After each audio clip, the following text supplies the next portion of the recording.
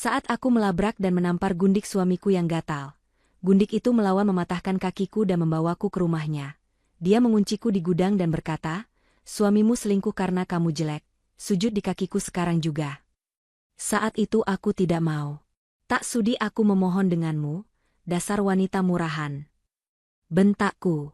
Lalu aku menelpon ayahku, yang merupakan bos gangster. "Ayah, jangan biarkan satupun dari keluarga itu hidup bebas." Kubalas pengkhianatan ini, kubuat mereka menyesal dan bersujud mencium kakiku. Sebelum ceritanya dimulai, silahkan tulis di kolom komentar dari daerah mana saja teman-teman yang menonton cerita ini.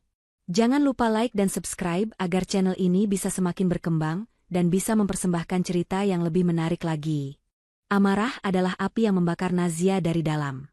Siang itu, dia duduk di dalam mobilnya, di seberang jalan dari sebuah rumah mewah di kawasan elit. Jari-jarinya mencengkeram erat setir, buku-buku jarinya memutih. Di pangkuannya tergeletak amplop coklat tebal.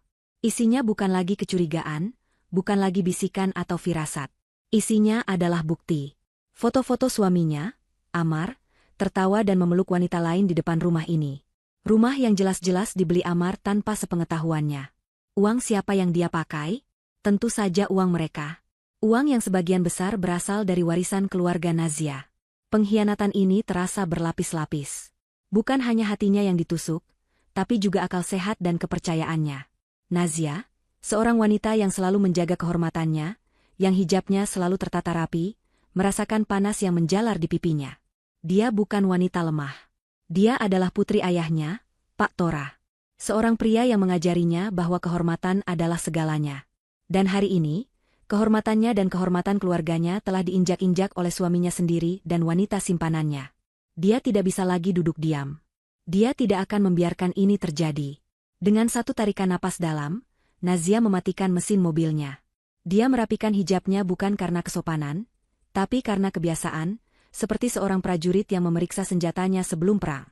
Dia melangkah keluar dari mobil. Kakinya mantap melangkah melintasi jalan beraspal yang sepi itu. Setiap langkah membawanya lebih dekat ke sumber rasa sakitnya. Dia menekan bel di gerbang tinggi yang mewah itu. Sekali, dua kali. Suara bel itu terdengar sombong, sama seperti rumah di baliknya. Tak lama, gerbang itu berdecit pelan dan terbuka secara otomatis. Nazia berjalan masuk. Taman itu terawat sempurna, ironis sekali dengan kekacauan yang akan terjadi. Pintu depan terbuka bahkan sebelum dia sempat mengetuk. Di sanalah wanita itu berdiri. Namanya Fanya. Nazia tahu dari laporan pengintai yang dia sewa. Fanya muda, cantik dengan cara yang agresif, dan mengenakan pakaian rumah yang terlalu terbuka, seolah sengaja memamerkan apa yang membuat Amar berpaling. Dia tidak terlihat terkejut melihat Nazia. Dia tersenyum, senyum sinis yang penuh kemenangan. "Akhirnya istri sah datang berkunjung," kata Fanya, suaranya datar dan mengejek. "Ada apa? Mau menumpang makan siang?" Nazia menatap lurus ke mata wanita itu. "Di mana Amar?" tanyanya, suaranya berusaha dia jaga agar tetap stabil, padahal di dalam dirinya sedang terjadi badai. Fanya tertawa. Tawa yang renyah namun menusuk. "Amar? Dia sedang bekerja, tentu saja. Mencari uang untukku." Fanya bersandar di kusen pintu, sengaja memperlihatkan lekuk tubuhnya. Nazia mengepalkan tangannya. "Kamu tidak malu," desis Nazia. "Kamu tidak punya harga diri, merebut suami orang. Merusak rumah tangga orang." Fanya maju selangkah, senyumnya hilang, digantikan ekspresi bosan. "Dengar, Nazia. Mungkin kamu harus bertanya pada dirimu sendiri. Kenapa suamimu lebih memilih aku, wanita simpanan yang gatal ini?" Fanya menunjuk dirinya sendiri, daripada istri sahnya yang sok suci. Kata-kata itu menghantam Nazia. Sok suci. Hinaan itu, dikombinasikan dengan pemandangan wanita di depannya yang begitu angkuh, membangkitkan sesuatu yang primal dalam diri Nazia. Dia teringat semua malam Amar pulang terlambat dengan alasan rapat. Dia teringat semua uang yang hilang dari rekening bersama mereka. Dia teringat kehancuran yang ditimbulkan wanita ini. Tanpa berpikir panjang lagi, tangan Nazia terangkat. "Perempuan murahan," teriaknya. Sebuah tamparan keras mendarat di pipi Fanya. Suaranya menggema di teras yang sunyi itu. Nazia terengah-engah, merasakan perih di telapak tangannya. Fanya terdiam sejenak. Kepalanya sedikit miring akibat tamparan itu. Lalu, perlahan, dia menegakkan kepalanya. Dia menyentuh pipinya yang memerah. Dan kemudian, dia tersenyum. Senyum itu jauh lebih menakutkan daripada kemarahan. Hanya itu yang kamu bisa? Tanyanya pelan. Nazia, yang didorong oleh amarah, mencoba menamparnya lagi. Tapi kali ini, Fanya sudah siap. Gerakannya cepat dan efisien. Dia menangkap pergelangan tangan Nazia di udara. Cengkeramannya begitu kuat, Nazia sampai meringis kesakitan. Kamu, kata Fanya, matanya kini berkilat dingin, telah melakukan kesalahan besar. Fanya memelintir tangan Nazia. Nazia menjerit, tapi Fanya tidak berhenti. Dengan satu gerakan yang terlatih dan brutal, Fanya menendang tulang kering kaki kanan Nazia. Bukan tendangan biasa. Itu adalah tendangan yang terarah, menggunakan tumit sepatunya, langsung ke titik terlemah. Suara retakan tulang yang mengerikan terdengar jelas, lebih keras daripada jeritan Nazia yang tertahan. Kra! Rasa sakit yang tak terperikan meledak di kaki Nazia. Rasanya seperti disetrum listrik dan ditusuk ribuan jarum secara bersamaan. Dia langsung ambruk ke lantai marmer yang dingin, memegangi kakinya yang kini tertekuk ke arah yang salah.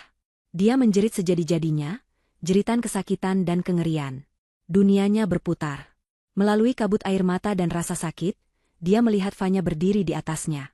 Wanita itu tampak tenang, seolah baru saja membuang sampah. Sakit? Tanya Fanya, nadanya datar. Ini baru permulaan. Fanya berjongkok, meraih tas tangan Nazia yang terjatuh. Dia mengeluarkan ponsel Nazia. Nazia mencoba meraihnya. Jangan. Tapi Fanya hanya tersenyum. Dia mengangkat ponsel itu tinggi-tinggi, lalu membantingnya ke lantai marmer dengan sekuat tenaga. Layarnya hancur berkeping-keping. Kita tidak ingin ada gangguan, kan? Fanya lalu mencengkeram rambut Nazia, menarik kepalanya ke belakang. Berdiri, perintahnya. Aku tidak bisa. Kakiku. Kamu mematahkannya? Raung Nazia. Fanya mendecakkan lidahnya. Dasar lemah. Tanpa belas kasihan, Fanya mulai menyeret Nazia yang tak berdaya melintasi lantai. Nazia menjerit dan mencoba melawan, tapi setiap gerakan hanya memperburuk rasa sakit di kakinya. Hijabnya sudah tertarik kemana-mana, memperlihatkan sebagian rambutnya yang basah oleh keringat dingin. Fanya menyeretnya keluar dari rumah mewah itu, melewati taman yang indah, dan menuju garasi di samping rumah. Di sana ada mobil lain, mobil yang lebih tua dan lebih kotor. Fanya membuka pintu belakang dan melemparkan Nazia ke dalam seperti karung beras. Nazia terbatuk, rasa sakitnya kini bercampur dengan debu dan bau apak di dalam mobil. Fanya membanting pintu, berjalan ke kursi pengemudi, dan menyalakan mesin. Kita akan bersenang-senang, Nazia, terdengar suara Fanya dari depan, dingin dan penuh ancaman. Mobil itu melaju, membawa Nazia menjauh dari satu neraka, menuju neraka lain yang bahkan lebih gelap. Perjalanan itu terasa seperti selamanya. Setiap guncangan di jalan mengirimkan gelombang rasa sakit yang menyiksa dari kaki Nazia yang patah. Dia menangis dalam diam di kursi belakang, rasa sakit fisik bercampur dengan ketakutan yang luar biasa. Kemana Fanya akan membawanya? Apa yang akan dia lakukan padanya? Nazia mencoba memikirkan cara untuk melarikan diri, tetapi tubuhnya lumpuh oleh rasa sakit.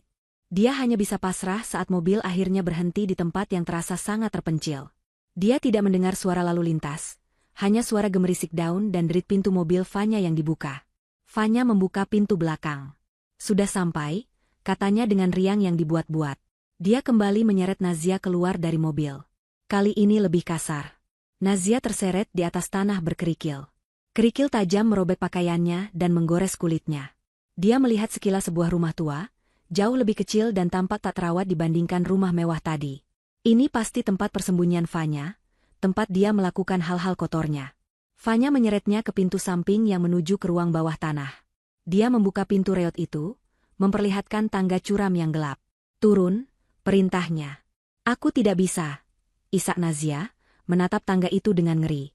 Fanya menghela napas tidak sabar. Selalu merepotkan. Dia tidak berusaha membantu Nazia. Sebaliknya, dia mendorong Nazia dengan keras. Nazia kehilangan keseimbangan dan jatuh berguling menuruni tangga kayu yang kotor itu. Setiap anak tangga menghantam tubuhnya, tetapi rasa sakit terbesar datang ketika kakinya yang patah membentur lantai beton di bawah. Nazia menjerit putus asa.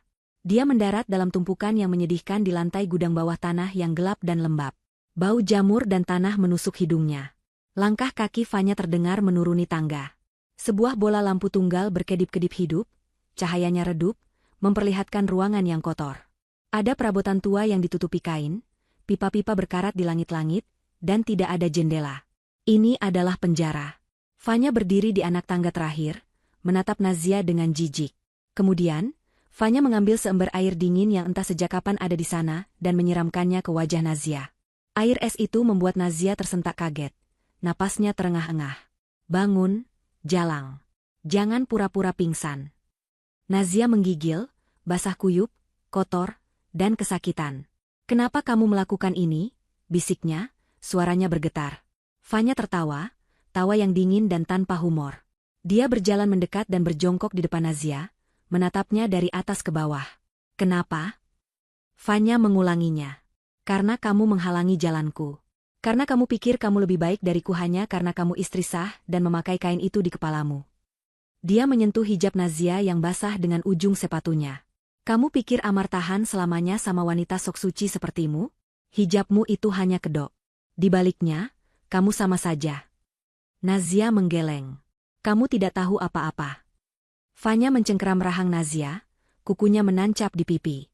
Aku tahu segalanya. Aku tahu Amar muak denganmu. Dia muak dengan ceramahmu, dia muak dengan sikap dingimu di tempat tidur. Dia butuh wanita sungguhan, Nazia. Bukan boneka pajangan yang hanya bisa menghabiskan uang warisan ayahnya. Hati Nazia mencelos. Kebenaran yang dipelintir itu terasa sakit. Lebih sakit dari kakinya yang patah. Suamimu selingkuh karena kamu jelek, Nazia. Kamu tidak bisa melayaninya. Kamu membosankan. Fanya melepaskan cengkeramannya dengan kasar. Dia berdiri dan berjalan mondar-mandir. Aku sudah memberinya semua yang tidak bisa kamu berikan. Dan dia memberiku semua yang aku inginkan. Rumah itu, mobil, uang. Dan dia akan memberiku lebih banyak lagi setelah kamu disingkirkan. Mata Nazia terbelalak ngeri. Disingkirkan? Fanya tersenyum. Tenang. Aku tidak akan membunuhmu. Setidaknya belum. Dia berhenti di depan Nazia. Tapi aku ingin kamu belajar sesuatu. Fanya menendang pelan kaki Nazia yang sehat. Kamu pikir kamu siapa datang ke rumahku? Menamparku? Kamu pikir dunia ini milik keluargamu? Sekarang, kata Fanya, nadanya berubah menjadi perintah yang tajam dan dingin. Aku ingin kamu merenung. Tapi sebelumnya, aku mau kamu melakukan sesuatu. Dia menjulurkan kakinya yang memakai sepatu bot mahal. Sujud di kakiku sekarang juga. Mohon ampun padaku. Nazia menatap sepatu bot itu, lalu ke wajah Fanya yang angkuh. Penghinaan ini terlalu berat. Rasa sakit di kakinya, dinginnya air, dan kata-kata Fanya, semuanya memicu sesuatu dalam diri Nazia. Bukan rasa takut, tapi kemarahan yang membara. Kemarahan yang diwarisinya dari ayahnya. Sujud, ulang Fanya, suaranya lebih keras. Minta maaf karena sudah lancang padaku. Nazia menahan rasa sakitnya. Dia mencoba duduk sedikit tegak, bersandar pada dinding yang lembab. Dia menatap lurus ke mata Fanya. Air mata sudah kering di pipinya, digantikan oleh tekad yang dingin. Tak sudi aku memohon denganmu, desis Nazia, suaranya serak namun penuh kebencian. Dasar wanita murahan. Kamu hanya sampah yang dipungut Amar. Dan kalian berdua akan membayar ini. Keheningan memenuhi gudang itu. Wajah Fanya mengeras. Dia jelas tidak menduga perlawanan seperti itu. Dia mengharapkan tangisan dan permohonan, bukan tantangan. Untuk sesaat, Nazia melihat kemarahan murni di mata Fanya. Fanya maju dan menendang kaki Nazia yang patah. Nazia menjerit kesakitan, tubuhnya kejang. Masih berani bicara? Teriak Fanya. Kamu pikir kamu siapa? Kamu di sini, di bawah tanahku, dengan kaki patah. Kamu tidak punya apa-apa. Fanya tertawa terbahak-bahak, suara tawa yang histeris dan menakutkan. Baik. Kalau begitu, merenunglah di sini. Pikirkan kesalahanmu. Pikirkan betapa menyedihkannya hidupmu. Dia berjalan ke tangga. Aku akan memberimu waktu untuk berpikir. Fanya mulai menaiki tangga. Dia berhenti di pintu. Nikmati waktumu, Nazia. Dia membanting pintu baja itu hingga tertutup. Suara kunci-kunci berat diputar dari luar terdengar. 1, 2, 3 kali. Kemudian, langkah kaki Fanya menjauh. Nazia ditinggalkan sendirian. Dalam kegelapan total, karena Fanya telah mematikan lampu satu-satunya. Hanya ada suara napasnya yang terengah-engah dan tetesan air dari pipa yang bocor di suatu tempat. Dingin mulai merayapinya. Rasa sakit di kakinya berdenyut-denyut tanpa henti. Dia sendirian. Terluka. terhina. Tapi dia tidak hancur. Justru sebaliknya. Sesuatu telah lahir dalam kegelapan itu. Sesuatu yang dingin, keras, dan menginginkan balas dendam. Saat dia mulai kehilangan kesadaran karena rasa sakit, sebuah suara terdengar dari balik pintu, membuat matanya terbuka lebar. Itu suara Fanya. "Oh, dan Nazia," teriak Fanya dari luar. "Amar sedang dalam perjalanan ke sini. Dia akan menasihatimu untuk tanda tangan surat cerai dan menyerahkan seluruh hartamu. Jika kamu menolak, dia memberiku izin untuk mematahkan tanganmu juga. Selamat menunggu." Kegelapan itu total. Setelah pintu baja itu ditutup dan dikunci, Nazia sendirian dalam kegelapan yang pekat. Suara terakhir Fanya masih bergema di telinganya, sebuah janji siksaan lebih lanjut. Amar akan datang. Suaminya, pria yang seharusnya melindunginya, kini bersekutu dengan iblis untuk menghancurkannya. Dia akan datang untuk memaksanya menandatangani surat-surat, untuk merampas segalanya. Dan jika dia menolak, tangannya akan dipatahkan. Nazia terisak, tetapi suaranya tercekat di tenggorokannya. Rasa sakit di kakinya berdenyut dengan irama yang mengerikan, seolah-olah sebilah pisau panas diputar di dalam tulangnya setiap kali jantungnya berdetak. Gudang itu berbau busuk. Campuran jamur, tanah lembab, dan sesuatu yang asam seperti bangkai tikus. Dinginnya lantai beton merayap menembus pakaiannya yang basah, membuatnya menggigil hebat. Dia mencoba menggeser tubuhnya, mencari posisi yang bisa sedikit mengurangi rasa sakit. Tapi setiap gerakan, sekecil apapun, mengirimkan gelombang penderitaan baru yang membuatnya ingin muntah. Dia sendirian. Terluka parah. Tanpa ponsel. Tidak ada yang tahu dia di sini. Fanya dan Amar telah merencanakan ini dengan sempurna. Mereka akan menghancurkannya, mengambil hartanya, dan mungkin membuangnya di suatu tempat. Dia memikirkan Amar. Pria yang dia cintai. Pria yang dia bangunkan setiap pagi. Pria yang dia layani dengan sepenuh hati. Bagaimana semua ini bisa terjadi? Di mana letak kesalahannya? Apakah Fanya benar? Apakah dia istri yang membosankan? Apakah hijab dan ketaatannya adalah sesuatu yang menjijikan bagi Amar? Air mata mengalir deras, bukan lagi karena rasa sakit fisik, tetapi karena penghancuran emosional yang jauh lebih dalam. Pengkhianatan ini terasa seperti racun yang menyebar ke seluruh jiwanya. Amar bukan hanya selingkuh, dia telah merencanakan kejatuhannya. Dia ingin melihatnya hancur. Ketakutan mencekiknya. Dia akan mati di sini. Atau lebih buruk, dia akan hidup tetapi lumpuh, miskin, dan sendirian. Rasa putus asa menyelimutinya seperti kain kafan yang basah dan berat. Dia memukul lantai beton dengan tinjunya yang lemah. "Tidak," bisiknya. "Tidak." Dan saat itulah dia ingat. Sesuatu yang telah dia lupakan, sesuatu yang tersembunyi. Ayahnya, Pak Tora. Setahun yang lalu, setelah Nazia menikah dengan Amar, ayahnya memberinya sebuah benda kecil yang berat. Sebuah ponsel satelit. Nazia tertawa saat itu. "Ayah, ini berlebihan. Kita tidak tinggal di hutan." Wajah ayahnya tetap serius. Pak Tora adalah pria yang tidak banyak bicara, tetapi tindakannya selalu memiliki bobot. "Dunia ini lebih buas dari hutan, Nak," kata ayahnya. "Simpan ini. Selalu bawa. Ayah sudah menjahitkan tempat rahasia di semua tas dan pakaianmu. Semoga kamu tidak pernah perlu menggunakannya. Tapi jika kamu menggunakannya, ayah akan datang." Harapan. Itu adalah percikan kecil, tetapi cukup untuk membakar dalam kegelapan. Dia harus mengambilnya. Dia meraba-raba pakaiannya. Di balik gamisnya, di jahitan bagian dalam rok yang dipakainya, ada sebuah kantong kecil yang tersembunyi, nyaris tak terlihat. Ayahnya benar-benar telah memikirkannya. Tapi untuk mencapainya, dia harus bergerak. Dia harus mengangkat pinggulnya sedikit, mengabaikan kakinya yang patah. Nazia menarik napas dalam-dalam, mengatupkan giginya. Dia memusatkan seluruh sisa kekuatannya. "Ayah," dia berbisik, seolah-olah kata itu adalah mantra. Dia mendorong dengan tangan dan kaki kirinya yang sehat. Jeritan kesakitan lolos dari bibirnya saat kakinya yang patah terseret sedikit di lantai. Tulangnya terasa bergeser. Dunia berputar, bintik-bintik hitam menari di depan matanya. Dia hampir pingsan. Tapi bayangan wajah Amar yang dingin dan senyum sinis Fanya membuatnya bertahan. Dia tidak akan memberi mereka kepuasan. Dia mencoba lagi, merangkak, menyeret tubuhnya yang hancur. Setiap inci adalah siksaan. Akhirnya, tangannya yang gemetar berhasil merogoh kantong tersembunyi itu. Jari-jarinya menyentuh permukaan logam yang dingin dan halus. Ponsel itu ada di sana. Dia menariknya keluar. Tangannya begitu gemetar hingga dia hampir menjatuhkannya. Dia tidak bisa melihat apa-apa. Dia harus melakukannya dengan perasaan. Dia meraba-raba tombol daya. Dia menekannya. Sebuah layar kecil menyala, cahayanya yang redup terasa menyilaukan di kegelapan total. Matanya perih. Ponsel itu butuh waktu untuk mencari sinyal satelit. Rasanya seperti berjam-jam. Ayolah, ayolah. Di layar, hanya ada satu nomor yang tersimpan. Ayah. Dia menekan tombol panggil dengan ibu jarinya yang gemetar. 1 nada sambung. 2 nada sambung. 3. Dia menahan napas. Halo? Suara itu. Suara berat dan tenang ayahnya. Nazia langsung menangis. Ayah. Suaranya pecah, lebih dari sekadar bisikan. Nazia? Putriku? Kamu di mana? Kenapa pakai telepon ini? Suara Pak Tora langsung berubah, dari tenang menjadi waspada. Ayah sakit. Isak Nazia, mencoba bernapas di antara rasa sakit yang kembali menusuk.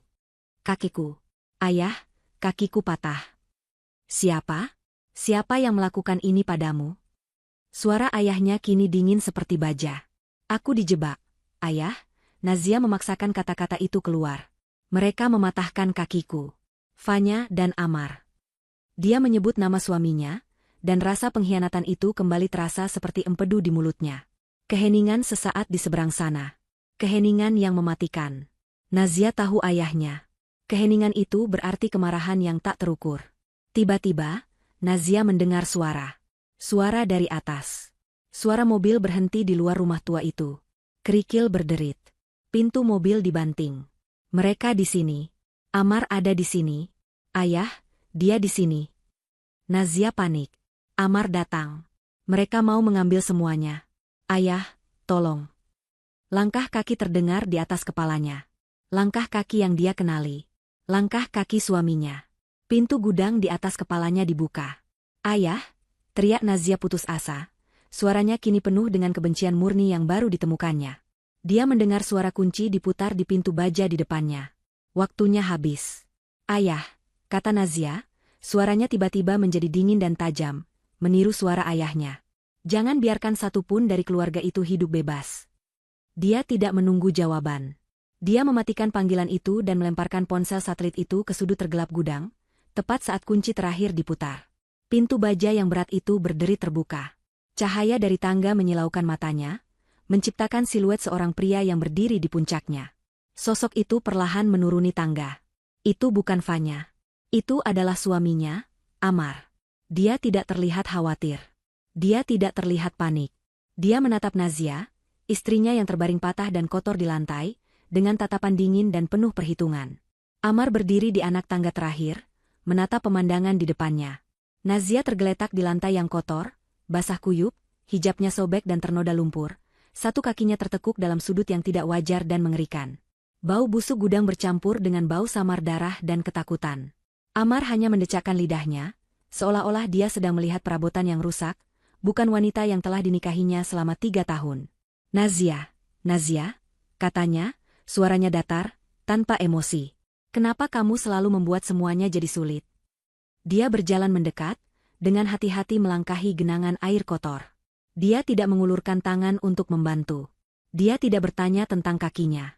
Dia hanya berdiri menjulang di atasnya, bayangannya menelan Nazia. Kamu seharusnya diam saja di rumah, lanjutnya, menjadi istri yang baik. Tapi tidak, kamu harus menyelidik. Kamu harus datang ke sini. Kamu harus menampar Fanya. Nazia menatapnya, tidak percaya. Rasa sakitnya begitu hebat. Tetapi pemandangan suaminya yang berdiri di sana, berbicara seolah ini adalah kesalahan Nazia, membangkitkan kemarahan yang melampaui rasa sakit. Kamu tahu, desis Nazia. Amar tertawa. Tawa yang singkat dan pahit. Tentu saja aku tahu, bodoh. Kamu pikir semua ini terjadi secara kebetulan? Dia berjongkok, tapi tidak terlalu dekat. Fanya benar. Kamu sudah tidak menarik lagi. Kamu membosankan. Kamu terlalu sibuk dengan kegiatan sosialmu, dengan pengajianmu. Kamu lupa caranya melayani suami. Kata-kata itu menusuk Nazia. Dia telah berusaha keras menjadi istri yang baik, sambil tetap menjalankan yayasan amal yang dia dirikan. Dia pikir Amar mendukungnya. Ternyata, Amar hanya menunggunya lengah. Kami merencanakan ini, Nazia, akunya tanpa malu. Kami sudah merencanakannya selama berbulan-bulan. Nazia menggeleng, menolak untuk percaya. Tidak, Amar, tidak. Ya, bentaknya, kesabarannya yang tipis mulai habis. Kami sengaja memancingmu. Kami tahu kamu menyewa pengintai. Kami sengaja membiarkan dia mengambil foto-foto itu. Kami tahu kamu akan datang ke rumah Fanya. Kami tahu kamu akan marah. Kami hanya perlu kamu melakukan kesalahan pertama. Dia menunjuk ke arah Nazia. Dan kamu melakukannya. Kamu menamparnya. Fanya hanya membela diri. Membela diri? Nazia berteriak, suaranya serak. Dia mematahkan kakiku. Amar mengangkat bahu, sikapnya luar biasa acuh tak acuh. Fanya memang sedikit bersemangat. Dia punya temperamen yang buruk. Tapi itu salahmu sendiri karena memprovokasinya. Seharusnya kamu tahu tempatmu. Dia kemudian berdiri dan mengeluarkan sesuatu dari balik jasnya. Sebuah map tebal dan sebuah pena. Dia melemparkan map dan pena itu ke lantai, tepat di sebelah Nazia. Benda itu mendarat di dekat kaki Nazia yang patah, membuatnya meringis. Sekarang, kita selesaikan ini, kata Amar. Nazia menatap map itu dengan ngeri. Apa itu? Masa depan kita, kata Amar. Masa depanku dan Fanya, tepatnya. Dia menyeringai. Itu surat cerai. Dan surat penyerahan aset. Semua asetmu. Rumah, rekening bank, saham. Semuanya akan menjadi milikku. Nazia ternganga. Kamu gila. Kamu tidak bisa. Aku bisa, dan kamu akan menandatanganinya, potong Amar. Lihat sekelilingmu. Kamu di gudang. Kakimu patah. Tidak ada yang tahu kamu di sini. Kamu akan menandatanganinya, Nazia. Atau apa? Tantang Nazia, suaranya bergetar. Atau V. Amar tidak melanjutkan. Dia hanya tersenyum.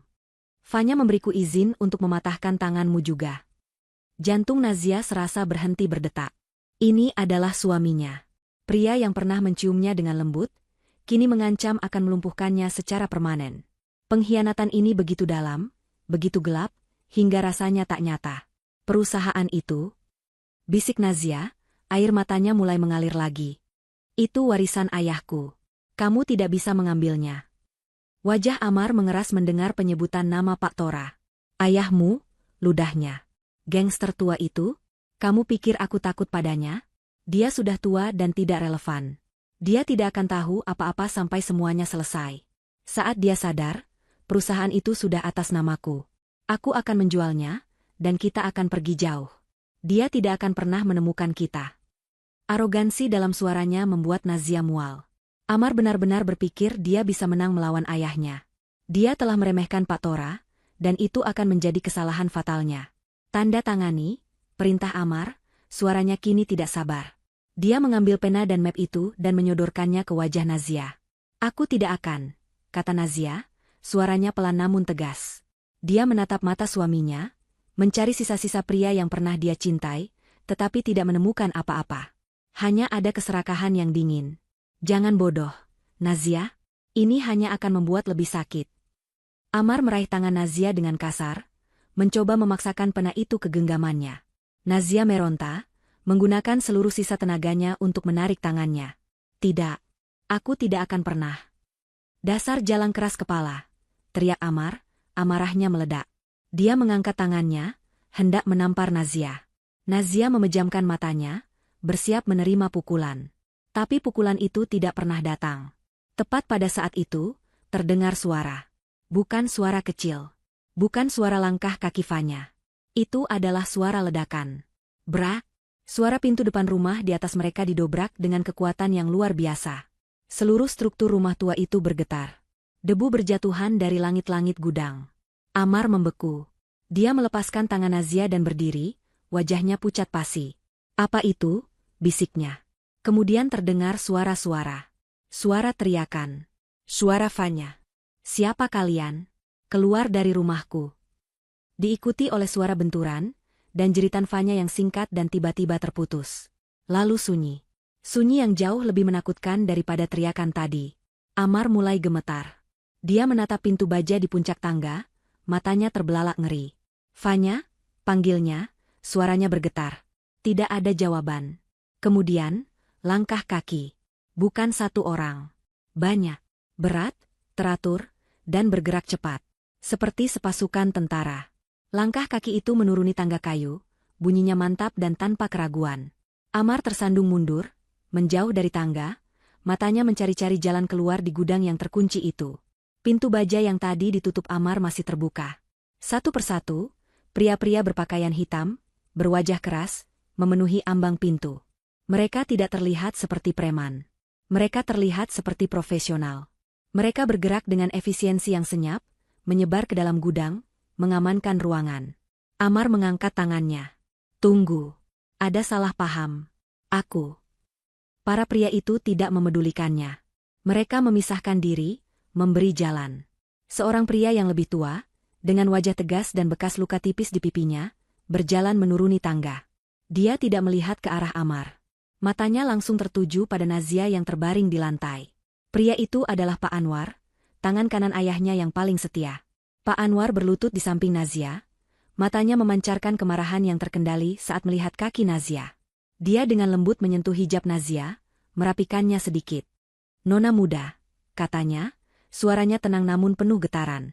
"Maaf kami terlambat. Tuan Besar sedang menunggu di atas." "Nona muda," suara Pak Anwar memecah keheningan yang mencekam. "Tuan Besar menunggu di atas."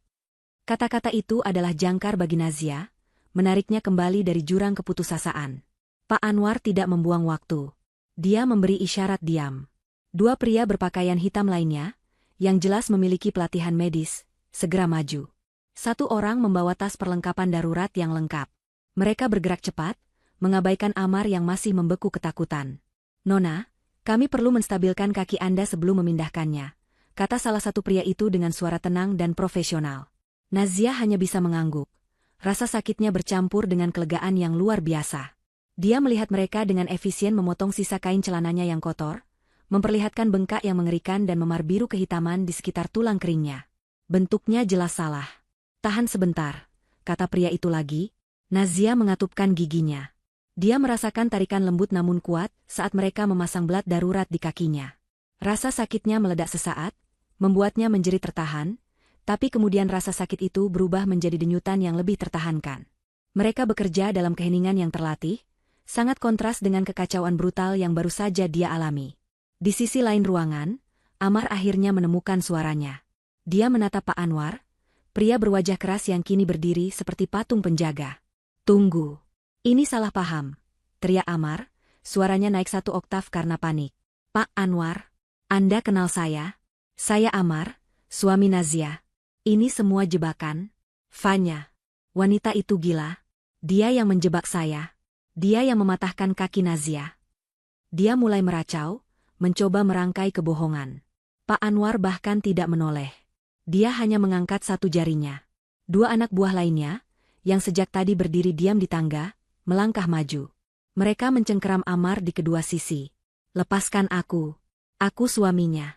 Pak Tora. Ayah. Ayah, tolong." Amar memanggil Pak Tora, seolah mereka adalah teman lama. Itu adalah kesalahan besar. Mendengar nama ayahnya disebut dengan begitu akrab oleh mulut pengkhianat ini, Nazia merasakan gelombang amarah baru. Pak Anwar memberi isyarat lagi. Sebuah lakban hitam tebal ditarik dan ditempelkan ke mulut Amar, mengakhiri teriakannya secara tiba-tiba.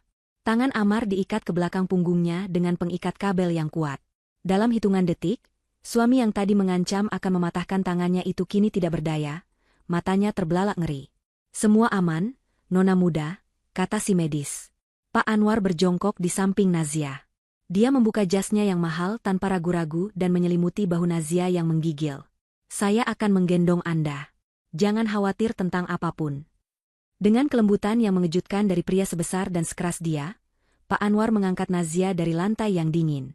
Nazia secara naluriah mengalungkan lengannya di leher Pak Anwar, menahan isak tangis. Untuk pertama kalinya dalam beberapa jam terakhir, dia merasa aman. Dia membenamkan wajahnya di bahu Pak Anwar, menghirup aroma tembakau mahal dan koloun, aroma keamanan dan kekuasaan ayahnya. Pak Anwar membawanya menaiki tangga. Pemandangan di atas sangat berbeda dari gudang.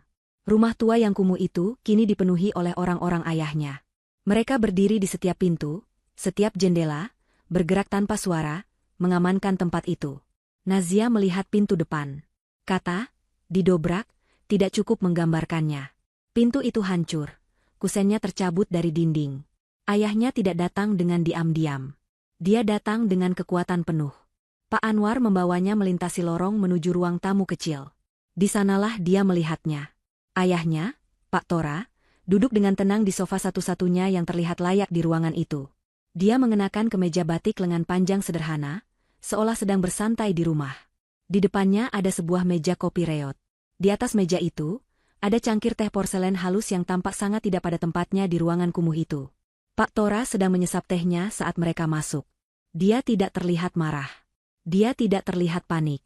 Dia terlihat seperti seorang raja di singgasananya, dan seluruh dunia adalah istananya. Lalu, Nazia melihat mereka.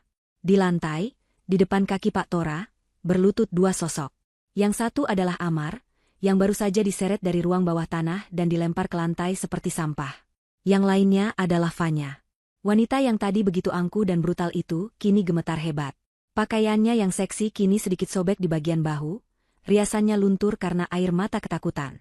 Mulutnya juga disumpal lakban. Mata mereka berdua tertuju pada Pak Tora dengan kengerian yang sama.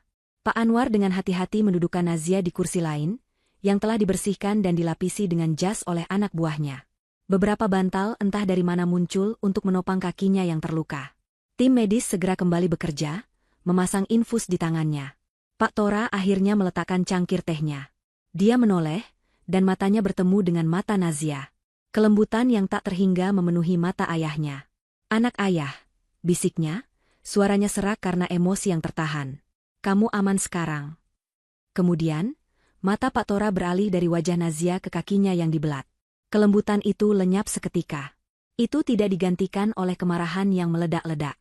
Itu digantikan oleh sesuatu yang jauh lebih menakutkan, kekosongan yang dingin dan mematikan. Seperti lautan beku. Dia memandangi kaki itu selama beberapa detik, lalu perlahan mengalihkan pandangannya ke dua sosok yang gemetar di lantai. Amar dan Fanya merintih di balik lakban mereka.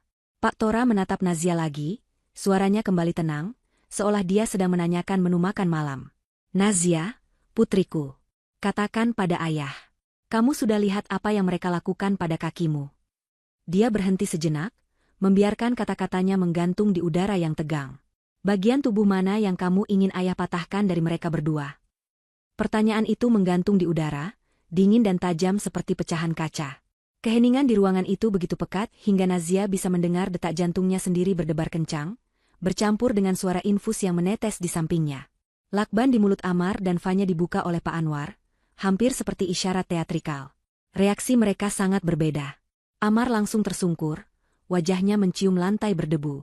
"Ampun, Pak Tora. Ampun." Suaranya melengking karena ketakutan. "Bukan salah saya, Pak. Saya disesatkan." "Fanya, Pak. Dia iblisnya. Dia yang merencanakan semuanya. Dia yang mematahkan kaki Nazia. Saya dipaksa, Pak. Saya masih mencintai Nazia. Demi Tuhan, Pak, saya dipaksa." Dia menangis, ingus dan air mata bercampur aduk. Sosok yang begitu menyedihkan hingga Nazia merasa mual. Pria yang tadi mengancamnya kini merangkak seperti cacing. Fanya, di sisi lain, gemetar hebat, tetapi dia berusaha mempertahankan sisa-sisa kesombongannya. Air mata mengalir di pipinya, tetapi matanya masih menyeratkan kebencian. "Pak Tora," katanya, suaranya bergetar tetapi berusaha terdengar tegas. "Anda tidak bisa melakukan ini. Ini melawan hukum. Ini penculikan. Saya akan lapor polisi. Anda tidak tahu siapa keluarga saya." Pak Anwar, yang berdiri di belakangnya, bahkan tidak menunggu perintah. Dengan satu gerakan cepat, dia menampar wajah Fanya. Bukan tamparan keras yang mematahkan, tapi tamparan yang menghina, yang suaranya menggema di ruangan itu. "Hormati Tuan Besar saat bicara," desis Pak Anwar. Kejutan dari tamparan itu akhirnya mematahkan Fanya. Sisa kesombongannya hancur berkeping-keping. Dia terisak, menutupi wajahnya, akhirnya menyadari betapa dalamnya masalah yang dia hadapi. Dia bukan berhadapan dengan istri yang lemah, dia berhadapan dengan kekuatan yang tidak dia pahami. Semua mata kini kembali tertuju pada Nazia. Suntikan pereda nyeri dari tim medis mulai bekerja. Rasa sakit yang tajam di kakinya telah mereda menjadi denyutan tumpul, membiarkan pikirannya jernih untuk pertama kalinya. Dia menatap Amar yang menangis memohon. Dia menatap Fanya yang hancur. Dia memikirkan gudang yang dingin. Dia memikirkan kakinya yang patah. Dia memikirkan penghinaan. Mati. Suara Nazia terdengar jelas di ruangan itu, menghentikan tangisan Amar. Mati terlalu mudah, ayah. Pak Tora sedikit mengangkat alisnya, ada binar persetujuan di matanya. Lanjutkan, putriku. Nazia menatap lurus ke arah dua pengkhianat itu. Aku mau mereka hidup, katanya, suaranya dingin dan mantap. Aku mau mereka menderita. Aku tidak mau mereka mati dalam sekejap. Aku mau mereka bangun setiap pagi dan mengingat apa yang telah mereka lakukan padaku. Aku mau mereka hidup dalam penyesalan. Setiap detik, selama sisa hidup mereka yang menyedihkan. Pak Tora tersenyum. Itu adalah senyum tipis yang jarang terlihat, senyum kebanggaan seorang ayah. Pilihan yang sangat bijak. Dia menoleh ke Pak Anwar. Tunjukkan pada mereka. Pak Anwar mengangguk. Dia mengeluarkan sebuah tablet dan menyalakannya, memutarnya menghadap Amar. Amar, Pak Tora memulai, suaranya kembali santai. Kamu pikir kamu pintar. Kamu pikir ayah tidak mengawasimu sejak hari pertama kamu menikahi putri ayah. Wajah Amar berubah dari pucat menjadi seputih kertas. Apa maksud Anda, Pak? Selama setahun terakhir, kata Pak Anwar, membacakan dari tablet dengan nada datar. Anda telah menggelapkan dana dari Nazia Holding sebesar 3,5 miliar rupiah. Amar tersentak seolah disetrum. Tidak, itu bohong. Ditransfer melalui 3 rekening perusahaan cangkang. Lanjut Pak Anwar, tidak terpengaruh. Dan dari sana, ditransfer lagi ke beberapa situs judi online, dan untuk membayar utang pribadi Anda pada lintah darat. Kami punya catatannya. Pak Tora terkekeh pelan. Kamu bukan hanya pengkhianat, Amar. Kamu juga pencuri kecil yang bodoh dan kecanduan judi. Kamu pikir ayah akan membiarkan tikus sepertimu menggerogoti perusahaan putri ayah? Amar tidak bisa berkata-kata. Dia hanya bisa menggelengkan kepalanya, dunianya hancur di depan matanya. Dia pingsan. Tubuhnya lemas dan jatuh ke samping. Salah satu anak buah Pak Tora dengan malas menyiramkan sisa air dari botol ke wajahnya. Amar tersentak bangun, terbatuk-batuk, kembali ke mimpi buruknya. Pak Tora kemudian mengalihkan perhatiannya pada Fanya. Dan kamu, Nona Fanya. Fanya mundur, merapat ke dinding. Saya tidak tahu apa-apa soal uang itu. Saya bersumpah. Oh, ayah tidak peduli dengan uang itu, kata Pak Tora. Ayah lebih tertarik pada keluargamu. Ayahmu, si preman pasar yang mencoba memalak bisnis kargo salah satu rekan ayah. Dan kakakmu, bandar narkoba klasteri yang baru saja kami bantu pindah. Pak Anwar memutar video di tablet. Layar itu menunjukkan ayah dan kakak Fanya, diikat dan babak belur, di lokasi yang berbeda. Fanya menjerit histeris. Jangan sakiti mereka. Tolong. Mereka aman, kata Pak Tora menenangkan. Untuk saat ini, selama kamu bersikap baik. Pak Tora berdiri. Dia berjalan perlahan ke arah Amar yang masih terisak di lantai. Jadi, Amar, kamu punya utang 3,5 miliar. Ditambah bunga khusus dari ayah. Ditambah kompensasi rasa sakit dan penderitaan untuk kaki putri ayah. Totalnya katakanlah 10 miliar. Saya tidak punya uang. Saya tidak punya apa-apa, ratap Amar. Tentu saja tidak. Makanya kamu akan bekerja, kata Pak Tora. Ayah punya tambang batu yang indah di pulau yang sangat terpencil. Panasnya luar biasa. Tidak ada sinyal telepon, tidak ada hiburan. Kamu akan bekerja di sana. Mengayunkan palu, memecah batu. Tanpa gaji, tentu saja. Makanan dan tempat tidur yang sangat sederhana akan disediakan. Berapa lama? Bisik Amar ngeri. Pak Tora mengetuk-ngetuk dagunya, pura-pura berpikir. Dengan utangmu, kalau kamu bekerja sangat keras, mungkin 50 tahun lagi kamu bisa lunas. Mungkin juga tidak. Amar pingsan lagi. Kali ini, anak buah Pak Tora tidak membangunkannya. Mereka hanya menyeret tubuhnya yang lemas keluar ruangan seperti karung beras. Sekarang, hanya tersisa Fanya. Dia menangis dalam diam, gemetar tak terkendali. Pak Tora berjongkok di depannya. Dan kamu, Fanya sayang. Kamu suka sekali dengan rumah mewah yang dibelikan Amar. Kan? Rumah impianmu? Fanya, terlalu takut untuk berbicara, hanya mengangguk pelan. Bagus, kata Pak Tora. Kamu akan tinggal di sana. Selamanya. Kamu tidak boleh keluar. Pintu dan jendela akan dijaga 24 jam. Kamu akan hidup di dalam sangkar emasmu itu. Dan jika kamu berani mencoba kabur, Pak Tora menunjuk ke tablet yang masih menyala, keluargamu yang akan membayarnya di tambang batu yang sama dengan Amar. Perjalanan Amar menuju neraka dimulai bahkan sebelum dia sadar dari pingsannya. Dia terbangun dengan sentakan keras, kepalanya terbentur sesuatu yang keras dan bergetar. Dia tidak berada di mobil mewah. Dia berada di bagian belakang sebuah truk ternak yang bau, tangannya masih terikat di depannya. Di sampingnya, dua pria berwajah keras menatapnya tanpa ekspresi. Perjalanan dari rumah tua Fanya ke pelabuhan terpencil dilakukan dalam diam, hanya diselingi oleh guncangan jalanan yang rusak. Dia tidak tahu sudah berapa lama dia pingsan. Dia mencoba berbicara, memohon, tetapi mulutnya terasa kering dan lidahnya keluh. Ketakutan telah melumpuhkannya. Dia dilempar ke geladak kapal kargo yang berkarat, di antara dram-dram minyak dan jaring ikan. Perjalanan laut memakan waktu 2 hari. 2 hari di bawah terik matahari dan dinginnya malam, hanya diberi nasi bungkus dan air seperlunya, sekadar untuk membuatnya tetap hidup. Akhirnya, mereka tiba di sebuah pulau. Itu bukan pulau tropis yang indah. Itu adalah sepotong batu raksasa yang menjorok dari laut, tandus, dan diselimuti kabut panas. Dia diseret turun dari kapal dan dilempar ke dermaga kayu yang lapuk. "Selamat datang di rumah barumu, Tuan Amar," kata salah satu penjaga, menendang kakinya agar dia berdiri.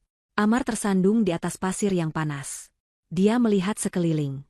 Yang dia lihat hanyalah tebing batu kapur yang menjulang tinggi dan sebuah kamp kumuh di kejauhan.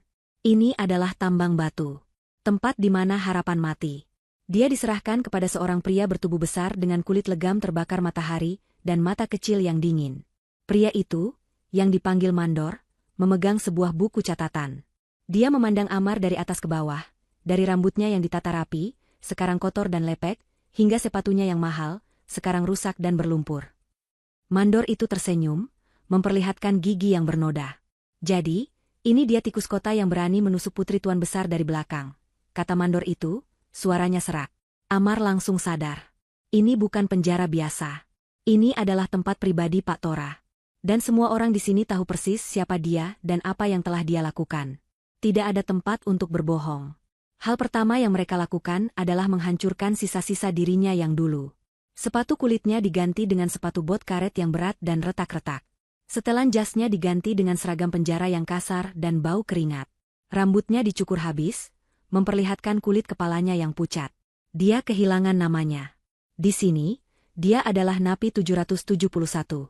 Mandor itu secara pribadi mengawalnya ke dalam tambang. Panasnya seperti neraka yang bocor. Matahari memantul di batu kapur putih, menyilaukan dan membakar. Puluhan pria, narapidana sungguhan, pembunuh, dan pengutang besar lainnya, sedang bekerja. Mereka mengayunkan palu godam, memecahkan batu-batu besar menjadi kepingan kecil. Suara dentingan palu dan batu adalah satu-satunya musik di tempat itu. "Ini peralatanmu," kata Mandor, melemparkan palu godam berkarat ke kaki Amar. "Targetmu 100 kilogram batu pecah sebelum matahari terbenam. Jika tidak, kamu tidak makan malam." 100 kilogram? Amar bahkan tidak bisa mengangkat palu itu dengan benar. Tangannya, yang terbiasa memegang pena dan gelas anggur, terasa canggung. Dia mencoba mengayunkan palu. Palu itu meleset, menghantam batu di sudut yang salah, mengirimkan getaran menyakitkan ke lengannya. Para napi lain tertawa. Tawa mereka kasar dan penuh ejekan. "Lihat si cantik," teriak salah satu dari mereka. Hari pertama adalah siksaan. Tangan Amar melepuh dalam 1 jam pertama. Lepuhan itu pecah, mengeluarkan darah, dan kemudian debu batu kapur menempel di lukanya, menciptakan rasa perih yang tak tertahankan. Matahari membakar kulit kepalanya yang baru dicukur. Tenggorokannya kering. Debu batu masuk ke paru-parunya, membuatnya terbatuk-batuk. Dia jatuh beberapa kali karena kelelahan. Setiap kali dia jatuh, penjaga akan menyentaknya berdiri dengan tendangan di tulang kering. Mandor mengawasinya dari tempat teduh, tersenyum puas. "Kerja lebih keras, menantu," teriaknya. "Hutangmu masih 9.999 juta lagi." Malam harinya, dia hampir tidak bisa berjalan. Dia diseret ke barak. Itu adalah ruangan besar yang penuh sesak, berbau keringat, kotoran, dan keputusasaan. Dia dilempar ke ranjang paling bawah yang reot. Dia terlalu lelah untuk makan jatahnya, yang hanya berupa nasi keras dan ikan asin. Dia ambruk dan langsung tertidur, hanya untuk dibangunkan beberapa jam kemudian oleh rasa sakit di sekujur tubuhnya. Ototnya menjerit. Tangannya bernanah. Dan dia tahu, ini baru hari pertama. Hari-hari berubah menjadi minggu, minggu menjadi bulan. Amar berubah. Tubuhnya yang dulu terawat kini kurus kering, tetapi otot-ototnya mengeras karena kerja paksa. Kulitnya menghitam dan pecah-pecah. Tatapannya menjadi kosong. Dia bukan lagi Amar, si eksekutif muda yang sombong. Dia adalah binatang yang bekerja. Siksaan mentalnya jauh lebih buruk daripada fisik. Dia tidak bisa melarikan diri. Pulau itu dijaga hiu, kata mereka. Dan penjaga akan menembak siapapun yang mendekati garis pantai. Dia sendirian. Napi lain membencinya, melihatnya sebagai pengkhianat lemah yang pantas mendapatkan nasibnya. Para penjaga menikmati setiap detik penderitaannya. Dia sering memikirkan Nazia. Bukan dengan cinta, tapi dengan kemarahan yang membingungkan. Bagaimana bisa wanita lembut yang dia nikahi itu memiliki ayah seorang iblis? Bagaimana dia bisa begitu bodoh meremehkan mereka? Dia memikirkan Fanya, wanita yang membuatnya terjerumus ke sini. Dia membencinya. Dia membenci Pak Tora. Dia membenci Nazia. Tapi lebih dari segalanya, dia membenci dirinya sendiri karena tertangkap. Suatu hari, setelah sekitar 6 bulan berada di neraka itu, Mandor memanggilnya. Paket untukmu, Napi 771. Jantung Amar berdebar. Paket? Dari siapa? Mungkinkah seseorang di luar sana masih peduli? Dia berjalan dengan tangan gemetar ke kantor Mandor. Sebuah kotak kardus kecil tergeletak di meja. Dia membukanya dengan jari-jarinya yang kasar dan kapalan. Di dalamnya bukan makanan. Bukan uang. Itu adalah sebingkai foto. Foto pernikahannya dengan Nazia. Foto saat mereka berdua tersenyum bahagia. Nazia tampak cantik dan lugu dalam balutan gaun pengantinnya, dan dia tampak gagah dengan jasnya. Amar menatap foto itu. Air mata menggenang di matanya untuk pertama kalinya setelah sekian lama. Apakah ini tanda pengampunan? Apakah Nazia mengirimkan ini untuk mengingatkannya pada masa lalu yang indah? Dia membalik bingkai itu. Di karton bagian belakang, tertulis sebuah pesan. Tulisan tangan yang elegan dan dia kenali dengan baik. Itu tulisan tangan Nazia. Pesan itu singkat, hanya 3 kata. Semoga kerja keras. Bukan pengampunan. Itu adalah pengingat. Pengingat dingin dan kejam bahwa Nazia tahu persis di mana dia berada. Bahwa Nazialah yang memegang kendali. Bahwa penderitaannya adalah tontonan bagi istrinya. Amar meremas foto itu hingga kacanya pecah dan melukai tangannya yang sudah hancur. Dia berteriak. Teriakan putus asa seekor binatang yang terjebak. Mandor hanya tertawa di belakangnya. Nasib Fanya sangat berbeda, tetapi tidak kalah mengerikan. Setelah malam yang menakutkan di rumah tua itu, dia tidak dibawa ke tambang batu. Dia dibius. Ketika dia sadar, dia berada di tempat tidurnya sendiri. Dia berada di rumah mewah yang dibelikan Amar untuknya. Untuk sesaat, dia pikir semua itu hanya mimpi buruk. Dia mencoba bangun, tetapi kepalanya pusing. Dia melihat sekeliling. Kamarnya bersih. Tirai sutranya tersingkap, memperlihatkan kolam renang yang berkilauan di luar. Dia bangkit dari tempat tidur. Dia berjalan ke kamar mandi marmernya. Dia melihat wajahnya di cermin. Dia terlihat lelah, riasannya yang semalam luntur, tapi itu masih dirinya. Dia tertawa lega. Itu hanya mimpi buruk. Dia akan mandi, menelepon Amar, dan dia mencoba menyalakan keran. Tidak ada air. Dia mencoba menyalakan lampu kamar mandi. Tidak menyala. Jantungnya mulai berdebar. Dia kembali ke kamar tidur dan menekan saklar lampu. Tidak menyala. Dia berlari ke telepon di meja samping tempat tidurnya. Tidak ada nada sambung. Dia berlari ke lemari pakaiannya, mengambil ponselnya. Layarnya hitam. Mati. Dia mencoba menyalakannya. Tidak bisa. Dia berlari ke pintu kamarnya dan membukanya. Lorong itu sunyi. Halo, panggilnya. Tidak ada jawaban. Dia berlari menuruni tangga spiral yang megah. Ruang tamunya bersih, seperti tidak pernah terjadi apa-apa. Dia berlari ke pintu depan dan menarik gagangnya. Terkunci. Dia berlari ke pintu belakang. Terkunci. Dia berlari ke jendela-jendela besar yang menghadap ke taman. Jendela itu tidak bisa dibuka. Gagangnya telah dilepas. Lalu dia melihatnya. Di luar gerbang depan, berdiri 2 pria berjas hitam. Mereka tidak melihat ke arahnya. Mereka hanya berdiri di sana, seperti patung. Dia berlari ke taman belakang. 2 pria lagi berdiri di dekat pagar. Dia sendirian di dalam, tapi dia diawasi dengan ketat. Pak Tora menepati janjinya. Ini adalah sangkar emasnya. Dia berteriak. Dia menggedor-gedor pintu. Dia melempar vas bunga ke jendela, tetapi jendela itu rupanya telah diganti dengan kaca anti peluru. Vas itu pecah berkeping-keping, tapi jendelanya tetap utuh.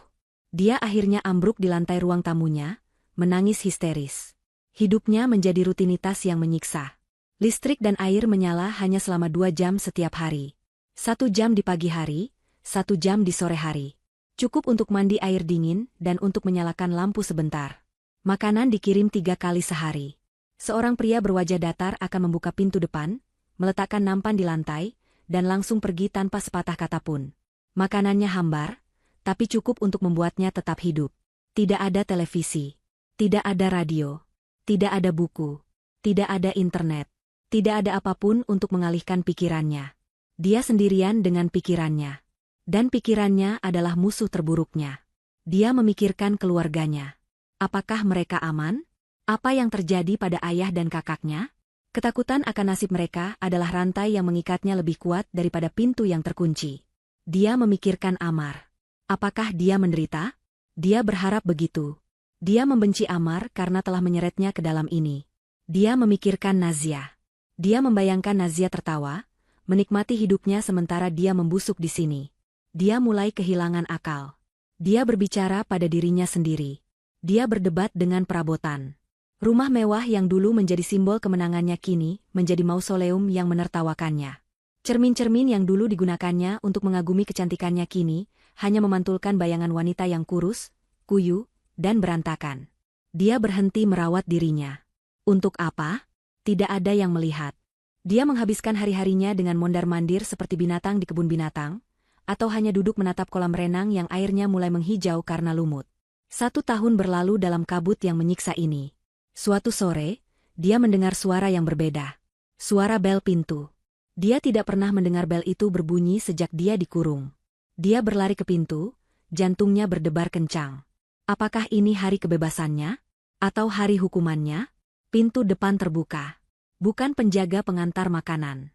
Yang berdiri di sana adalah Pak Anwar, dengan wajah datarnya yang menakutkan. Di belakangnya, seseorang melangkah masuk. Itu adalah Nazia. Fanya hampir tidak mengenalinya. Nazia terlihat luar biasa. Dia tidak lagi terlihat seperti istri yang teraniaya. Dia mengenakan setelan celana yang tajam dan elegan, hijabnya ditata sempurna. Dia tampak lebih tinggi, lebih percaya diri. Di tangannya ada sebuah tongkat. Bukan tongkat orang sakit yang jelek, tapi tongkat kayu eboni yang ramping dan mewah dengan gagang perak berukir. Sebuah aksesori gaya, bukan alat bantu. Itu adalah pengingat dari apa yang telah dilakukan Fanya, yang kini diubah Nazia menjadi simbol kekuatan. Fanya, sebaliknya, menyadari betapa kacaunya penampilannya. Dia mengenakan piyama kotor yang sama selama 3 hari. Rambutnya berminyak dan acak-acakan. Dia bahkan sedang memegang kain lap. Dia sedang membersihkan lantai ketika bel berbunyi, sebuah tugas yang dia ciptakan sendiri agar tidak gila. Nazia masuk, diikuti oleh Pak Anwar. Dia mengedarkan pandangannya ke sekeliling ruang tamu yang berdebu. Tempat yang bagus, kata Nazia, suaranya ringan dan tenang. Sedikit kotor, mungkin. Fanya gemetar, campuran antara kebencian dan ketakutan yang melumpuhkan. Apa-apa maumu? Desisnya. Nazia berjalan mendekat, aroma parfum mahalnya memenuhi udara yang apek. Dia berhenti tepat di depan Fanya. Dia menatap Fanya dari atas ke bawah. Tatapannya tidak marah. Tatapannya, kasihan. Dan itu lebih menyakitkan daripada kebencian. Setahun yang lalu, kata Nazia pelan, suaranya nyaris berbisik. Di gudang yang kotor itu, kamu menyuruhku merenung. Nazia tersenyum tipis. Dia mengangkat tongkatnya dan mengetuk pelan lantai marmer yang kotor. Aku hanya datang untuk memeriksa. Bagaimana? Renungan MU sejauh ini? Sudah menemukan pencerahan? Fanya hanya bisa terisak. Dia tidak punya kata-kata. Dia telah hancur. Nazia meninggalkan rumah Fanya dengan langkah mantap. Tongkat eboni di tangannya berketuk pelan di lantai marmer, sebuah irama yang tenang dan penuh kuasa. Pak Anwar membukakan pintu untuknya. Di luar, udara terasa segar. Dia menarik napas dalam-dalam. Kunjungan itu tidak memberinya kegembiraan. Kegembiraan adalah emosi yang dangkal. Apa yang dia rasakan adalah sesuatu yang lebih dalam. Sebuah penutupan. Sebuah pergeseran kekuasaan yang kini telah mutlak. Fanya telah hancur. Bukan oleh kekerasan fisik, tetapi oleh kesunyian dan isolasi. Wanita yang telah mematahkannya kini telah dipatahkan oleh ketiadaan. Dalam setahun terakhir, Nazia telah berubah lebih dari yang bisa dibayangkan siapapun. Proses pemulihan fisiknya berjalan lambat dan menyakitkan. Kakinya membutuhkan 2 operasi besar. Ada saat-saat di mana rasa sakitnya begitu hebat, dia ingin menyerah. Tetapi setiap kali rasa sakit itu datang, dia tidak membiarkannya menjadi kelemahan. Dia mengubahnya menjadi bahan bakar. Selama berbulan-bulan terapi fisik yang menyiksa, dia tidak hanya melatih kembali otot-ototnya untuk berjalan. Dia melatih kembali pikirannya. Saat tubuhnya disembuhkan oleh dokter, pikirannya ditempa oleh ayahnya. Pak Tora tidak lagi memperlakukannya sebagai putri kecilnya yang rapuh. Dia melihat baja yang telah muncul dalam diri Nazia di gudang bawah tanah itu, dan dia mulai mengasahnya. Selama masa pemulihannya, Pak Tora membawakan setumpuk dokumen ke tempat tidurnya. Bukan majalah atau novel, tapi laporan keuangan Nazia Holding, perusahaan warisan ibunya yang hampir dihancurkan oleh Amar. Suamimu adalah pencuri yang bodoh, kata Pak Tora suatu hari, meletakkan laporan audit di pangkuannya. Dia mengambil uang, tapi dia meninggalkan jejak yang bisa diikuti oleh anak kecil. Dia menempatkan orang-orangnya di pos-pos kunci. Perusahaanmu bocor seperti saringan. Nazia mempelajari dokumen-dokumen itu. Awalnya dengan bingung, lalu dengan kemarahan yang dingin. Dia melihat nama-nama yang dia kenal. Manajer keuangan yang selalu tersenyum padanya. Kepala personalia yang dia percayai. Semuanya adalah bagian dari skema Amar. Saat dia akhirnya bisa duduk di kursi roda, ayahnya mendorongnya ke ruang rapat perusahaan. Ini milikmu, kata Pak Tora. Bersihkan. Dan Nazia melakukannya. Dengan Pak Anwar di sisinya sebagai penegak, Nazia memulai pembersihan besar-besaran. Rapat dewan pertama yang dia pimpin adalah legenda di perusahaan. Dia memecat 12 eksekutif senior dalam satu pagi. Tanpa pesangon. Dia menunjukkan bukti penggelapan mereka, dan memberi mereka pilihan. Pergi dengan damai, atau Pak Anwar yang akan mengantar mereka ke polisi, atau ke tempat yang lebih buruk. Mereka semua memilih pergi. Dia membangun kembali perusahaan dari nol. Dia bekerja siang malam. Rasa sakit di kakinya menjadi pengingat terus-menerus tentang harga sebuah kelalaian. Dia tidak akan pernah lalai lagi. Dia menjadi tajam, tegas, dan tanpa ampun dalam bisnis. Dia melipat gandakan keuntungan perusahaan dalam waktu kurang dari setahun, mendapatkan rasa hormat yang tulus, dan sedikit rasa takut dari semua karyawannya. Dia tidak lagi dikenal sebagai putri Pak Tora. Pak Tora kini dikenal sebagai ayah Nazia. Sekarang, setelah setahun, ada satu urusan terakhir yang harus diselesaikan. Urusan yang telah ditunda oleh ayahnya, menunggu Nazia siap. Keluarga Fanya. Fanya selalu membanggakan keluarganya, preman yang ditakuti. Kamu tidak tahu siapa keluarga saya, teriaknya malam itu. Nazia telah mencari tahu. Ayahnya, Pak Burhan, adalah preman pasar yang menguasai beberapa blok. Kakaknya, Riko, adalah bandar narkoba kelas tri yang bermimpi menjadi besar. Mereka adalah sumber kesombongan Fanya. Mereka adalah alasan Fanya merasa tak tersentuh. Nazia tidak memanggil mereka ke pasar atau gang sempit. Dia menyuruh Pak Anwar, mengundang mereka ke kantornya. Di puncak gedung Nazia Holding. Di ruang rapat dewan yang terbuat dari kaca dan baja, yang menghadap ke seluruh kota. Pak Burhan dan Riko didorong masuk oleh 2 anak buah Pak Anwar. Mereka berdua babak belur. Jelas mereka telah diamankan selama beberapa waktu. Mereka terhuyung-huyung masuk. Mata mereka terbelalak ngeri melihat kemewahan di sekitar mereka. Mereka mengira akan dibawa ke gudang untuk dieksekusi. Sebaliknya, mereka berhadapan dengan seorang wanita berhijab yang duduk dengan tenang di ujung meja mahoni raksasa, dengan cangkir teh di depannya. Nazia menatap mereka. Mereka tidak lebih dari preman kelas tri. Jauh lebih menyedihkan daripada yang dia bayangkan. Silakan duduk, kata Nazia. Suaranya bergema di ruangan yang senyap itu. Kaki mereka gemetar. Mereka tidak berani duduk. Mereka hanya berdiri. Ayah Anda, Tuan Burhan, Nazia memulai, suaranya datar seperti seorang pengacara. Telah memeras para pedagang di pasar selama bertahun-tahun. Anda juga memiliki utang yang cukup besar kepada beberapa lintah darat. Rekan saya, Pak Anwar, telah meluangkan waktu untuk mengumpulkan semua utang itu. Pak Anwar melangkah maju dan meletakkan setumpuk dokumen di depan mereka. Singkatnya, kata Nazia, Anda sekarang berutang semuanya kepada saya. Mata Pak Burhan membelalak. Dan Anda, Riko, lanjut Nazia, beralih ke kakaknya yang gemetar. Bisnis kecil Anda sangat tidak menguntungkan. Anda kehilangan kiriman besar minggu lalu, bukan? Sayang sekali. Semua pemasok Anda kini telah memutuskan hubungan. Dan mereka juga telah menjual utang Anda kepada saya. Wajah Riko pucat pasi. Kalian berdua, kata Nazia, secara hukum dan finansial, adalah milik saya.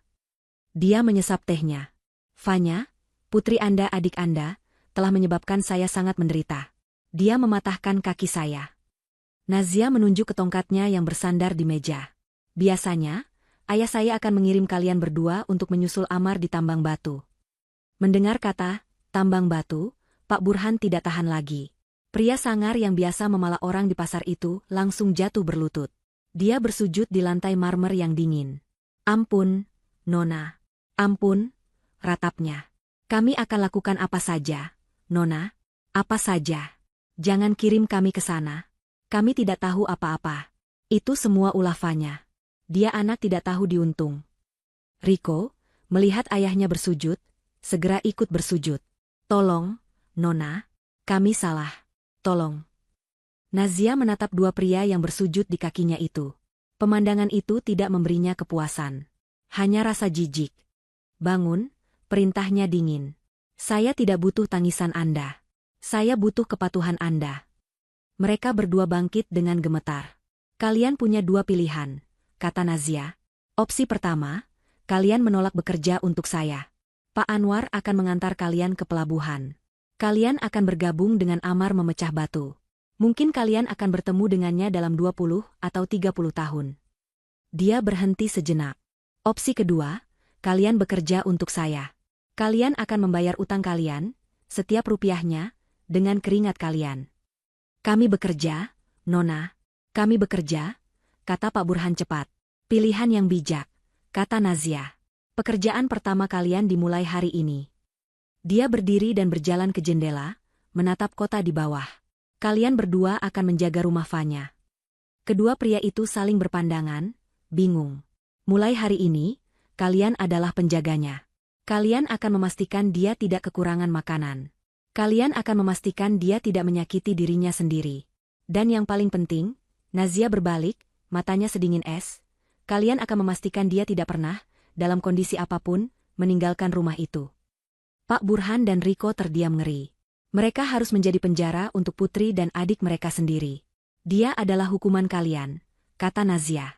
Dan kalian adalah hukumannya. Kalian akan melihat setiap hari apa yang telah dihasilkan oleh kesombongan kalian. Dia berjalan ke pintu. Satu hal lagi. Mereka menatapnya, penuh ketakutan. Jika dia kabur, jika terjadi sesuatu padanya, kalian tidak hanya akan menggantikannya. Kalian berdua akan saya kirim langsung ke tambang batu. Mengerti? Mereka mengangguk begitu cepat hingga kepala mereka hampir copot. Bawa mereka pergi, Pak Anwar, kata Nazia, dan dia melangkah keluar dari ruangan itu.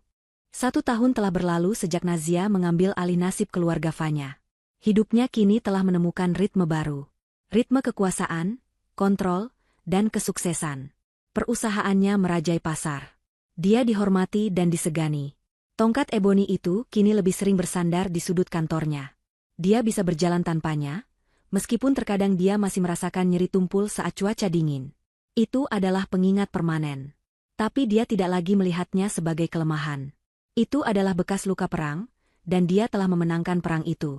Pada peringatan 1 tahun hari dia diculik dan kakinya dipatahkan, Nazia memutuskan untuk mengadakan sebuah pesta kecil. Bukan di ballroom hotel mewah. Bukan di rumahnya yang megah.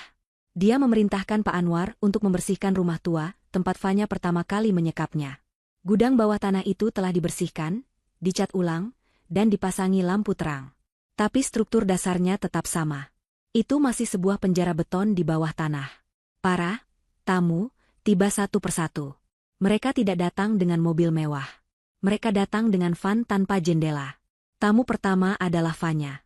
Dia dibawa oleh ayahnya sendiri, Pak Burhan, yang kini tampak 10 tahun lebih tua.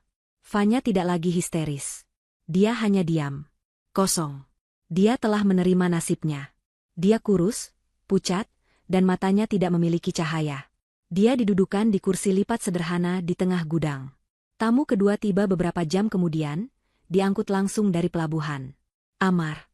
Jika perubahan Fanya mengejutkan, kondisi Amar sungguh mengerikan. Dia bukan lagi pria yang dikenal Nazia. Dia adalah kerangka yang dibungkus kulit yang terbakar matahari. Tangannya kapalan dan penuh bekas luka. Matanya kosong seperti mata Fanya, tetapi dengan cara yang berbeda. Mata Fanya kosong karena putus asa, mata Amar kosong karena jiwanya telah mati. Dia tidak lagi memikirkan apapun selain palu, batu, dan istirahat. Dia berbau seperti debu dan keringat basi. Dia didorong ke lantai di depan Fanya. Dia bahkan tidak melihat wanita yang dulu menjadi komplotannya. Dia hanya menatap lantai. Akhirnya, tuan rumah tiba. Nazia masuk menuruni tangga, tidak diseret, tidak didorong.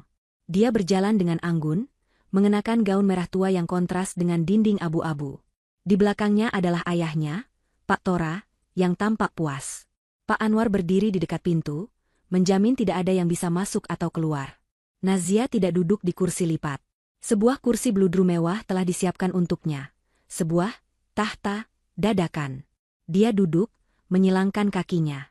Aroma parfumnya memenuhi ruangan, menutupi bau apa. Dia menatap kedua tamunya dalam keheningan yang lama. Fanya mulai gemetar.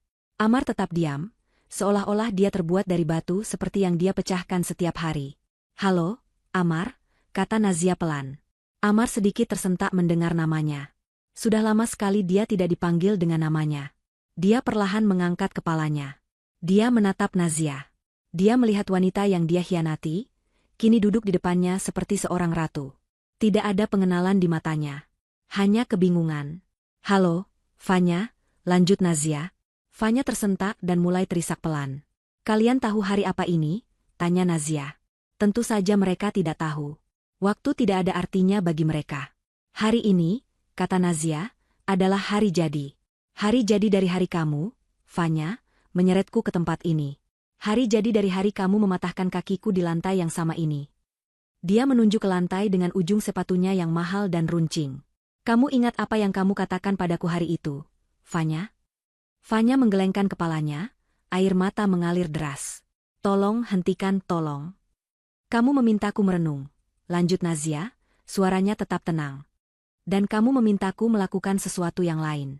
Kamu bilang," Nazia menirukan nada mengejek Fanya, "sujud di kakiku sekarang juga." Amar, yang otaknya akhirnya mulai bekerja, menyadari apa yang akan terjadi. Dia, yang telah kehilangan segalanya, tahu satu-satunya cara untuk bertahan hidup. Tanpa diminta, tanpa disuruh, Amar langsung tersungkur. Dia bersujud di lantai beton, dahinya menyentuh tanah, tubuhnya gemetar. Dia mencium debu di lantai, merata pelan, Maafkan aku, Nona, maafkan aku." Nazia bahkan tidak meliriknya. Matanya tertuju pada Fanya. "Dia belajar lebih cepat darimu," kata Nazia. "Aku masih menunggumu, Fanya." Fanya menatap ayahnya, Pak Burhan, yang berdiri di dekat tangga. Pak Burhan hanya memalingkan wajahnya. Dia tidak akan menolongnya. Tidak ada yang akan menolongnya. Nazia mencondongkan tubuhnya ke depan. "Kamu memintaku sujud karena aku, katamu, jelek dan membosankan. Sekarang lihat dirimu." Fanya melihat bayangannya yang samar di sepatu Nazia yang mengilap. Dia melihat monster kuyu yang menatap balik. Nazia menjulurkan sepatunya sedikit. "Aku tidak memintamu. Aku menunggumu." Ini adalah penghinaan terakhir. Pilihan antara menelan sisa harga dirinya, atau menghadapi nasib yang lebih buruk dari ini. Fanya tahu tidak ada pilihan. Dengan isakan yang menyayat hati, Fanya perlahan turun dari kursinya. Dia merangkak di lantai. Setiap inci adalah siksaan bagi jiwanya. Dia merangkak ke depan Amar yang masih bersujud. Dia berhenti di depan sepatu Nazia. Dia gemetar begitu hebat, hingga dia tidak bisa mengendalikan dirinya. "Lakukan," bisik Nazia. Dengan air mata kehinaan yang panas mengalir di pipinya, Fanya menundukkan kepalanya. Dia membungkuk, lebih rendah, sampai bibirnya yang pecah-pecah menyentuh ujung kulit sepatu stiletto Nazia yang mahal. Sebuah keheningan total memenuhi gudang. Satu-satunya suara adalah isak tangis Fanya yang tertahan. Misi selesai. Nazia menarik kakinya kembali. Dia bersandar di kursinya. Dia menatap dua sosok yang hancur di depannya. "Aku sudah memaafkanmu," katanya. Fanya dan Amar mengangkat kepala mereka, secercah harapan yang mustahil tampak di mata mereka yang mati. "Apakah ini sudah berakhir?" Nazia tersenyum tipis. "Aku sudah memaafkan kalian berdua. Aku sudah melupakannya. Kalian tidak lagi berarti apa-apa bagiku. Dia berhenti sejenak, senyumnya tidak mencapai matanya. Tapi ayahku, katanya, sambil menunjuk Pak Tora yang berdiri dalam diam. Dia tidak. Pak Tora memberi isyarat. Pak Anwar melangkah maju. Bawa mereka kembali ke rumah masing-masing, perintah Pak Tora. Pesta selesai. Anak buahnya menyeret Amar, yang kembali ke keadaan katatoniknya. Pak Burhan mencengkeram lengan Fanya dan menyeretnya berdiri, membawanya kembali ke sangkar emasnya. Nazia berdiri. Dia menatap kursi mewah dan kursi lipat yang ditinggalkan. Dia melihat ke sekeliling gudang. Dia tidak lagi merasakan apa-apa tentang tempat ini. Itu hanyalah sebuah ruangan. Dia berbalik dan berjalan menaiki tangga. Di puncak tangga, ayahnya menunggunya. Dia mengulurkan tangannya. Nazia meraihnya. Bersama-sama, mereka melangkah keluar dari kegelapan, meninggalkan tongkat eboni itu bersandar di dinding, dan berjalan masuk ke dalam cahaya matahari yang terang. Dia bebas, kuat, dan dia telah menang.